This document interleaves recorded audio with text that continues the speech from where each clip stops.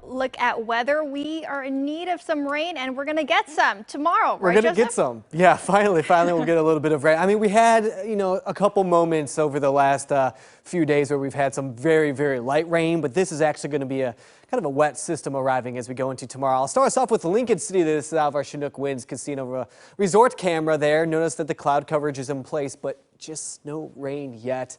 It's on its way. It'll be here early tomorrow morning. 56 degrees though. High pressure down to the south. This is the system that we're tracking right here. It's moving its way towards the northeast, right over the top of that high pressure. So it's kind of getting steered into that direction. But right now, practically the rest of the state is looking dry, and it will remain that way. In fact, some locations nice and sunny and pretty warm. We've seen lower 70s in areas like Pendleton. So that chance for rain, it increases sky high for tomorrow. So confidence level is way up there, and it will likely be the wettest day that we see over the next 5 to 7 days. But notice that heading into the weekend, we still have a chance for maybe some scattered showers heading into the next 5 days or so. So this is kind of a little flip or a switch to the weather pattern, although it does look like maybe next week we may start to warm things up again. But we'll take as much rain as we can get. I'll show you in the FUTURECAST. We get into the overnight hours. Couple isolated showers in front of this system might start to form. Mainly for the Oregon coast. Notice early tomorrow morning, we'll pause it at 6. I think that is opportunity for some rain here in the valley, but more so along the Oregon coast, especially Washington all the way down. The central Oregon coast will likely be the wettest. And notice that wind is going to be running out of the southwest at that point in time, which is more favorable for some rain here in the valley.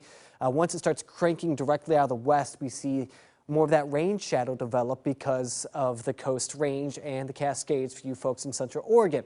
So here we go. Here's about the afternoon, and notice what happens. Exactly that. We start to see that rain shadow over parts of the valley and for central Oregon. So that means those rain totals will slightly be lower than probably what we have been tracking earlier in the week.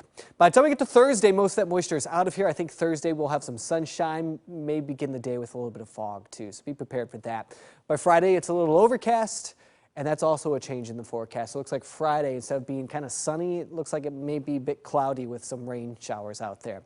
So weather models have been bouncing all over the place over the last couple of days, and we're not going to call them by names. We'll just pick out some numbers there. And so one weather model has us all the way up to about 3/4 of an inch, while another one has us down to about 1/4. I think we're going to be on the lower end with this event, somewhere about 1/4 to about 4/10 of an inch as far as rain totals go, which would be way more wet than what we've already seen for our wettest day so far this April. Look at that. That's the wettest day. On Saturday, we had 9/100 of an inch. That's it. It's been very, very dry for us here in the Pacific Northwest. And of course, a lot of the state, about 90% of the state's in some sort of a drought. All right, so the one thing you'll definitely notice as we go through the next few days is more cloud coverage, less rain, no doubt about that.